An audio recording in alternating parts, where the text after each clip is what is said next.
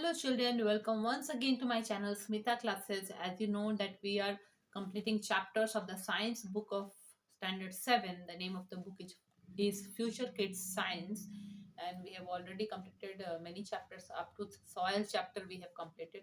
Today we will be doing a new chapter, that is chapter 16. The name of the chapter is Water, a Precious Resource. We will start reading and then I will explain it to you. जल है तो कल है. If you have water, you can think of the future. You are perhaps aware that 22 March is celebrated as the World Water Day. The school celebrated Water Day and invited posters from the children of your age group. Some of the posters presented on that day are shown in figure 16.1. Save every drop of water. Every drop counts. You can save water. My best friend, water. What is the message you get from these posters? Write your observations in a notebook and discuss them in the class. Have you ever felt a shortage of water at home or at school? Your parents or teacher very teachers must very often be advising you not to waste water. No wonder we celebrate Water Day every year to attract the attention of everybody towards the importance of conserving water. The amount of water recommended by the United Nations for drinking, washing, cooking, and maintaining proper hygiene is a minimum of 50 liters per person per day. The amount is about 2.5 buckets of water per person per day. Is your family getting at least this much of water? If yes, you should consider yourself fortunate because millions of people in our country do not get enough water. What about your friends and their families? Share your experience with them. In some places, there is an acute shortage of water. Taps running dry, long queues for water, fights, marches, and protests for demand of water have become a common sight, especially during summers. Some of the newspaper clippings shown in figure 16.3 clearly indicate this message. Is it not true that we face acute shortage of water? Long queue for water. What if 2006 gets less rain? Collect clippings from newspaper and magazines on the news items, articles, and pictures related to water shortage. Paste them in your scrapbook and share it with your friends. List some problems faced with the people and discuss them in the class. Water shortage has become a matter of concern throughout the world. It is estimated that in a few years from now, more than one third of the people in the world could face water scarcity. Before we discuss why water is getting scarce, we must know how much water is available for use on our planet. Year 2003 was observed as the International Year of Fresh Water to make people aware of the dwindling natural resource. जल है तो कल है. If you have water, you can think of the future. Naturally. आप एक दिन imagine करिए कि आपके लाइफ में पानी नहीं है, आपको लगेगा कि आप हैंडीकैप्ड हो गए हैं, कि आप आज कुछ भी काम नहीं कर सकेंगे. Without water life is not possible, है ना. आप कुछ भी काम नहीं कर सकेंगे. और आज के समय में आप वाटर सेव करेंगे तो फ्यूचर वाले जो आने वाले जनरेशन है उनको वो आसानी से अपना लाइफ जी पाएंगे. ठीक है. हमारे वर्ल्ड में जो है अर्थ पे वर्ल्ड वाटर डे सेलिब्रेट किया जाता है. कौन से डेट को? 22 मार्च एवरी ईयर को वर्ल्ड वाटर डे सेलिब्रेट किया जाता है. क्यों?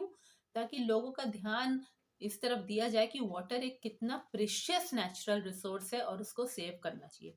नेचुरल रिसोर्स वो होता है जो प्रकृति हमें देती है, जैसे फॉरेस्ट है, सॉयल है, वाटर है, ओशंस है. ये सब नेचुरल रिसोर्स है जो कि हमारे काम आता है.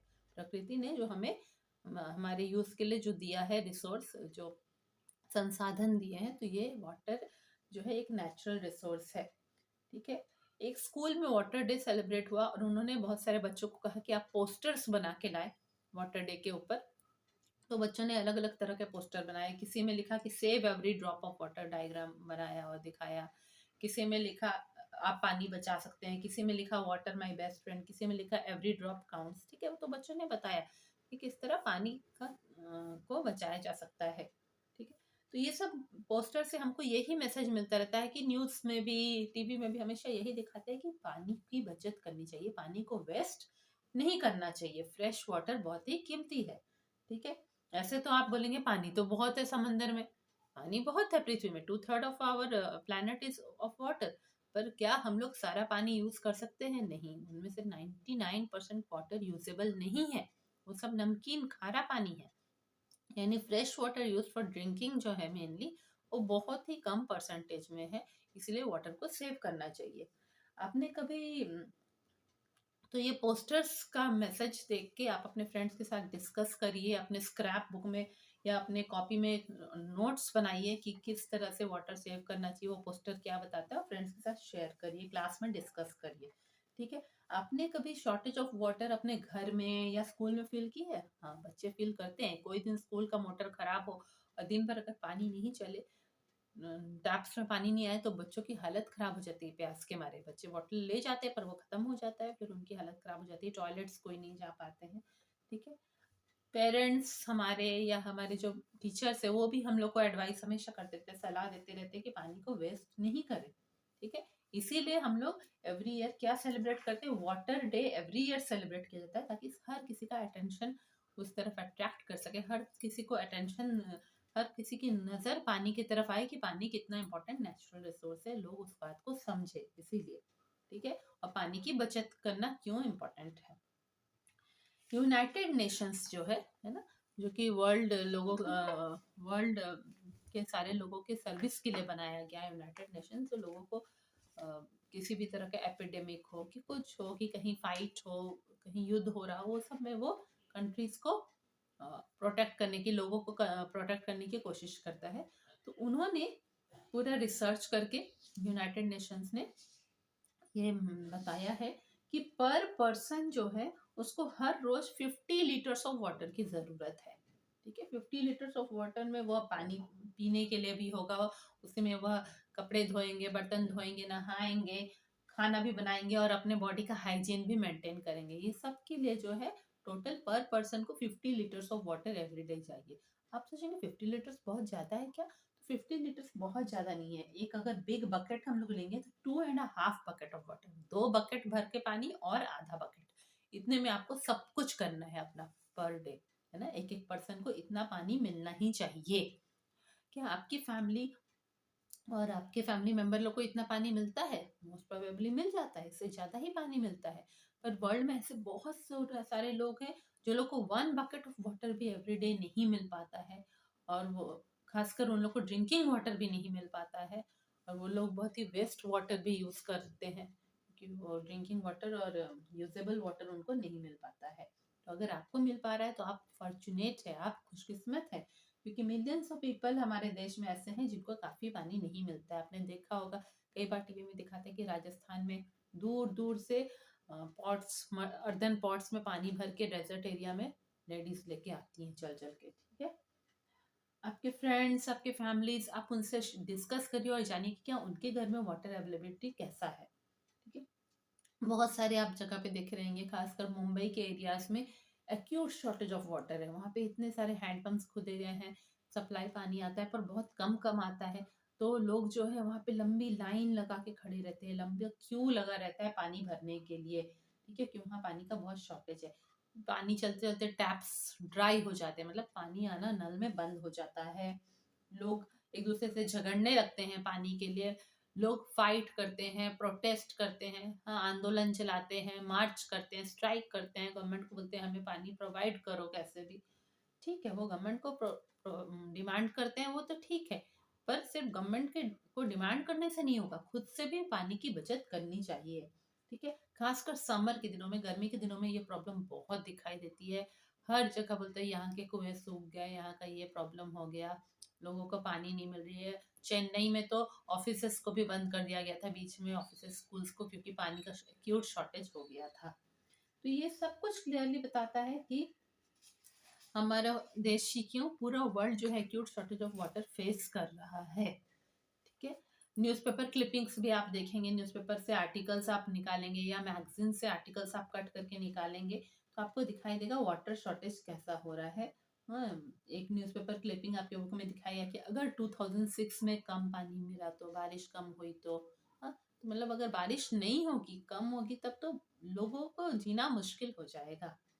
ठीक है। तो ये सब आप अपने फ्रेंड्स लोग के साथ डिस्कस करिए, अपने स्क्रैप बुक में वो न्यूज़पेपर आर्टिकल को चिपका दीजिए और फ्रेंड्स से डिस्कस करिए। और आप लोग उस पर सिर्फ प्रॉब्लम को डिस्कस नहीं करना, आप सोल्यूशन के बारे में डिस्कस करिए कि किस तरह हम लोग अपने अपने पर पर्सन वाटर कैसे सेव कर सकता है।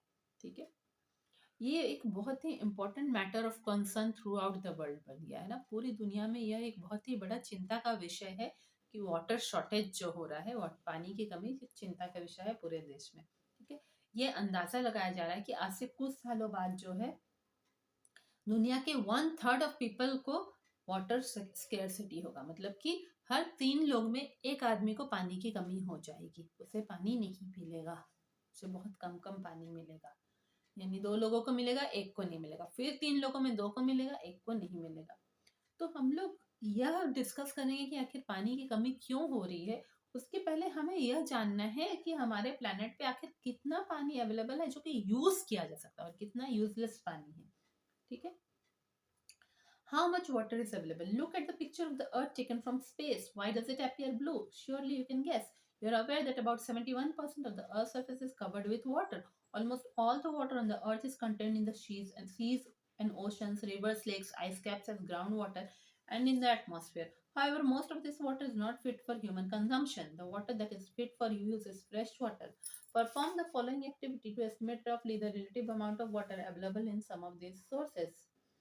Take a medium-sized bucket and fill it up with water. It contains about 20 liters of water. Assume that this water represents all the water present on the earth. Take a teaspoon of about 5 ml capacity and transfer 100 spoons of water from the bucket to a small container like a bath mug. This represents total fresh water on the earth. From the bath mug, transfer 30 spoons of water to a glass tumbler. This gives a measure of usable water present as groundwater.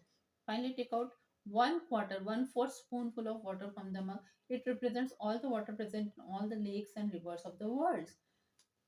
The water left in the bucket represents the saline water present in the sea, oceans, and partly as groundwater. This water is not fit for human use.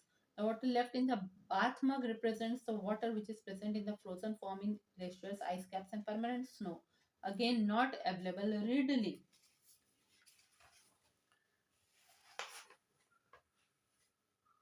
ठीक है, तो हम लोग को पता है, हम लोग को अर्थ का पिक्चर स्पेस से लिया गया था। जब जो लोग स्पेस क्राफ्ट में स्पेस पे गए थे एस्ट्रोनॉट सब, तो उनको दिखाई दिया कि अर्थ ब्लू कलर का दिखाई देता है। अर्थ ब्लू क्यों दिखाई देता है? ब्लू प्लैनेट भी अर्थ को बोलते हैं। क्यों? क्योंकि अर्थ का जो टोटल 100% जो अर्थ का सरफेस है उसमें 71% सरफेस में पानी भरा हुआ है। ठीक है, पर ऑलमोस्ट जितना भी पानी अर्थ में है उसका 99% पानी जो है वो सी में है, समुद्र में है, ओशन में, महासागर में है, नदियों में है, रिवर्स, लेक्स, तालाबों में है, और आइस कैप्स, बड़े बड़े आइस के जो ग्लेशियर्स है वहां पे वह पानी अटका हुआ है। ठीक है, तो ये 71% जो पानी है अर्थ के सरफेस पे, 71% जो पार्ट है अर्थ का पानी से भरा हुआ वो इन सब जगहों पे है।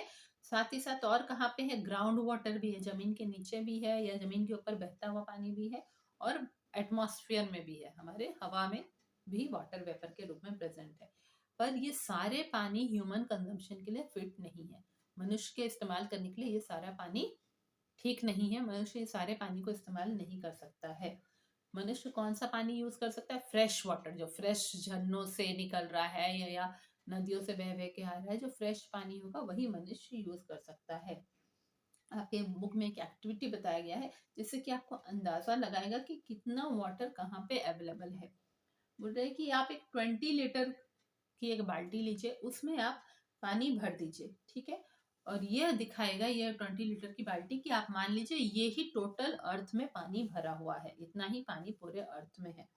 अब उसमें से आप एक टी स्पून, हाँ, चाय चम्मच जो होती है वह लीजिए, उसमें 5 ml पानी का, चाय चम्मच का क्या होना चाहिए? वॉल्यूम 5 ml होना चाहिए। उसमें भर के आप पानी निकालेंगे तो 5 ml निकलना चाहिए। वैसे आप निकालिए 100 स्पून्स निकालिए। ठीक है, 100 चम्मच यानी 100 इंटू 5, 500 ml। आप जो है वहां से निकालिए 500 ml और उसको एक मग में भर दीजिए। ठीक है, तो वो जो बाल्टी का पानी है वो दिखाएगा कि पूरे पृथ्वी पे कितना पानी है। मग का जो पानी भरा होगा 100 स्पून, वो दिखाएगा कि टोटल फ्रेश वाटर इतना ही है। एक बाल्टी से आपको एक मग से भी कम पानी मिलेगा जो कि फ्रेश वाटर है। ठीक है, अब उस फ्रेश वाटर से आप 30 स्पून और निकाल दीजिए और उसको एक ग्लास, कांच के ग्लास में रखिए। वो बताएगा कि जो ग्राउंड वाटर, ग्राउंड में जो पानी है ऊपर बहता हुआ, ग्राउंड के नीचे भी, उसमें से कितना पानी यूज करने के लायक है। ठीक है, ग्राउंड वाटर उसमें से कितना यूज करने को लायक है? तो 30 स्पून बस यूज करने के लायक है। ठीक है, और फाइनली उस मग से आप 1/4 आप निकाल दीजिए, 1 चम्मच का 1/4 पार्ट आप पानी निकालिए। वो पानी है जो कि सारे लेक्स और रिवर्स में भरा हुआ है। ठीक है, तो आप देखिए रिवर्स तो पोल्यूटेड हो जाता है, उसको भी यूज नहीं कर पा रहे हैं लोग, लेक्स भी पोल्यूटेड रहता है, यानी जो अंडरग्राउंड वाटर है उसी को फाइनली लोग यूज कर पाते हैं। तो वो कितना कम है, वह फ्रेश वाटर कितना कम है, बस 100 स्पून जो है वो फ्रेश वाटर है। और इसी फ्रेश वाटर की बचत करने बोला जाता है, क्योंकि पूरे आप समुद्र के नमकीन पानी को तो आप यूज नहीं कर सकते हैं। ठीक है, तो बकेट में जो पानी रह गया 100 स्पून निकालने के बाद, वो बताता है कि कितना समुद्र और महासागर सब में नमकीन पानी सलाइन वाटर कितना है वह दिखाता है। और थोड़ा सा ग्राउंड का वाटर भी वो दिखाता है, चाहे ग्राउंड के ऊपर बहता हुआ या ग्राउंड के नीचे का, जो कि हम लोग यूज नहीं कर सकते। ग्राउंड के नीचे का भी हर जगह का पानी ठीक नहीं होता है, कीचड़ वगैरह का पानी को हम लोग यूज नहीं कर सकते हैं। और जो बात मग में जो पानी है, मग में जो पानी बचा जिसको हम फ्रेश वाटर बोल रहे हैं, वो हमारे पृथ्वी पे कहाँ पे है, वो बड़े बड़े ग्लेशियर में है ना, बर्फ की शिलाओं में है, बड़े बड़े आइस कैप्स, जो अंटार्कटिका आर्टिक ओशन में बड़े बड़े आइस, मतलब बड़े बड़े बर्फ के ढके हुए एरियाज है ना, उनमें वह फ्रेश पानी है। और जो परमानेंट स्नो जो जम जाता है, स्नो जब फॉल होता है जो स्नो जमता है उसमें है। ठीक है, और थोड़ा सा अंडरग्राउंड वाटर होगा, वो ही जो है फ्रेश वाटर बचा हुआ है, जिसको कि, और उसको भी आप तुरंत यूज नहीं कर सकते, जो कि ग्लेशियर वगैरह में है उसके पानी को तुरंत यूज नहीं किया जा सकता है ना। वह जो है वो धीरे धीरे बह के आएगा, नदियों से होगा, और नदियों में अगर वो साफ रहा, नदी को हम पोल्यूटेड नहीं करे, तब जाके हम लोग उस पानी को हम लोग यूज कर सकते हैं। इसका मतलब फ्रेश वाटर देखिए कितना कम है, पूरी पृथ्वी में एक थोड़ा सा पार्ट जो है वही फ्रेश वाटर है। ठीक है, तो इस एक्टिविटीज से हम लोग को पता चलता है कि वाटर एक, हम लोग पहले सोचते हैं कि वाटर लिमिटलेस रिसोर्स है, वाटर का कोई लिमिट नहीं है, हर समय तो पृथ्वी में मिलता रहता है। पर इस एक्टिविटी से हम लोग को यह पता चलता है कि एक्चुअल वाटर जो कि ह्यूमंस यूज कर सकते हैं, यूजेबल वाटर कितना कम है। और यह एक चिंता का विषय है ना, देखने से ही बहुत चिंता हो जाती है कि बस इतनी से पानी है उसको भी हम बहाए जा रहे हैं। Forms of water. Are you afraid that continuous use will someday exhaust all the water available for use? You know that water on the earth has been maintained for millions of years by various processes which makes the water cycle. You studied the water cycle in class 6. Write in your own words what you know about the water cycle. You know that when water circulates through the water cycle, it can be found in all the three forms: solid, liquid, and gas. At any given time, somewhere on the earth, the solid form snow and ice is present as ice caps at the poles of the earth, snow-covered mountains and glaciers. Liquid water is present in oceans, lakes, rivers, and every underground and even underground. The gaseous form is the water vapor present in the air around us. The continuous cycling of water among its three forms keeps the total amount on the earth constant. Amount of water on the earth constant. And even when the whole world is using it, does it give you any relief? Can you recall the process involved in water cycle? The following activity will help you. Figure 16.5 shows the process involved in the water cycle. They are labeled by numbers. Match the numbers with the process given in the jumbled form. Most towns and cities have water supply system maintained by the civic bodies. The water is drawn from nearby lakes, rivers, ponds, or wells. The water is supplied through a network of pipes. Many villages do not have such a water supply system. There people fetch water directly from the sources. Often women and children have to walk several kilometers to fetch water. The children suffer a lot. They cannot attend school regularly since they spend hours in fetching water. A large number of people draw water from wells, tube wells, or hand pumps. From where do these sources get water? ठीक है, तो इतना कुछ जानने के बाद हम लोग को यह डर लगा ना कि अगर हम लोग हर रोज पानी यूज कर रहे हैं तो एक समय ऐसे जगह जब पानी पूरी तरह से खत्म हो जाएगा। ठीक है, हमारे अर्थ पे जितना पानी है, आप जानते हैं कि अर्थ में जो भी पानी है अवेलेबल अभी, वो मिलियंस ऑफ ईयर्स से कंजर्व होते होते आ रहा है। कैसे, किस प्रोसेस से? वाटर साइकिल के प्रोसेस से वो पानी कंजर्व हो रहा है, इसीलिए अभी तक हमको पानी मिल रहा है। वाटर साइकिल के बारे में आपने पहले भी पढ़ा है कि जितने भी रिवर, लेक, ओशन, सी, ये सबसे पानी इवापोरेट होता है। इवापोरेट हो गए पानी, ये सब में लिक्विड फॉर्म में है, वहां से इवापोरेट होके वाटर वेपर बन जाता है एटमॉस्फेयर में, गैसियस फॉर्म में। फिर वह ऊपर जाके टाइनी ड्रॉपलेट्स ऑफ वाटर के रूप में, क्लाउड्स के रूप में जमा रहता है ना। फिर जब वो क्लाउड्स हैवी हो जाते हैं, फिर उनसे वह फिर नीचे ड्रॉप्स के रूप में गिरने लगता है, लिक्विड फॉर्म में गिरने लगता है, या कभी कभी सॉलिड फॉर्म में स्नोफॉल के रूप में भी गिरने लगता है।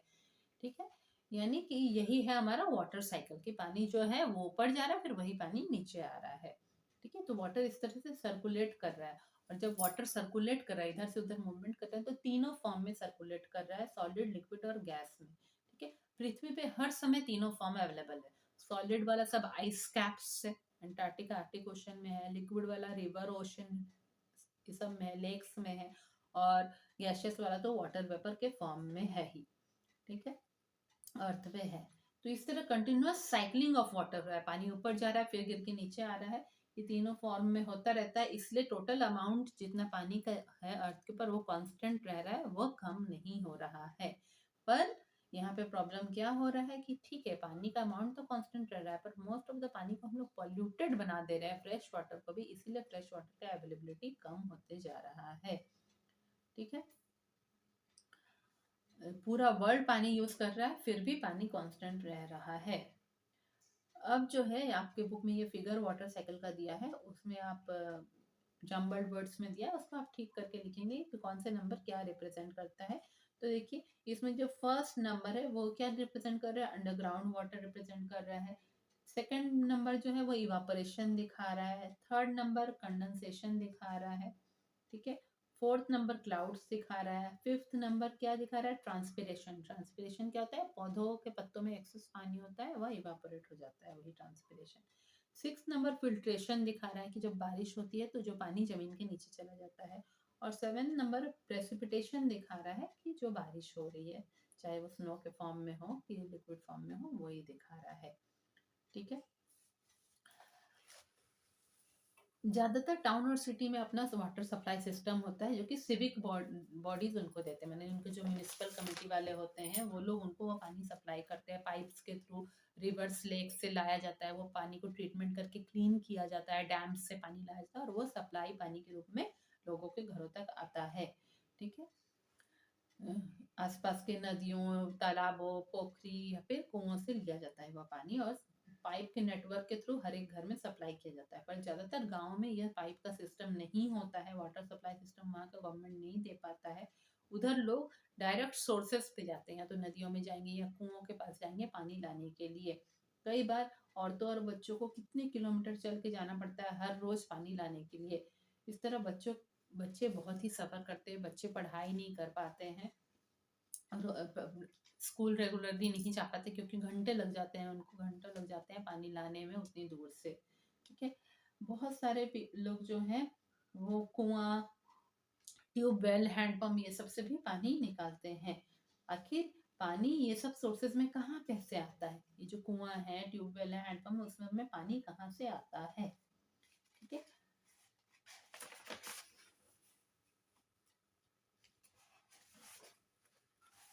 तो आगे नेक्स्ट वीडियो में हम लोग पढ़ेंगे 16.3 से शुरू करेंगे कि ground water as an important source of water, वहाँ से हम लोग पढ़ेंगे। और आगे बहुत सारा टॉपिक्स है, इंक्रीजिंग पॉपुलेशन, एग्रीकल्चर एक्टिविटीज, ये सब हम लोग पढ़ेंगे और ये चैप्टर को कंप्लीट करेंगे। तो आज के वीडियो में इतना ही। आई होप जो मैंने आपको समझाया आपको पसंद आ रहा होगा, चूंकि आप लोग का बार बार डिमांड हो रहा था कि 16 चैप्टर करिए करिए, इसलिए मैंने ये चैप्टर मिडिल में स्टार्ट कर दिया है, और दो सीक्वेंस वाइज ये चैप्टर नहीं था। आई होप आप लोग को वीडियो पसंद आएगा। Thank you.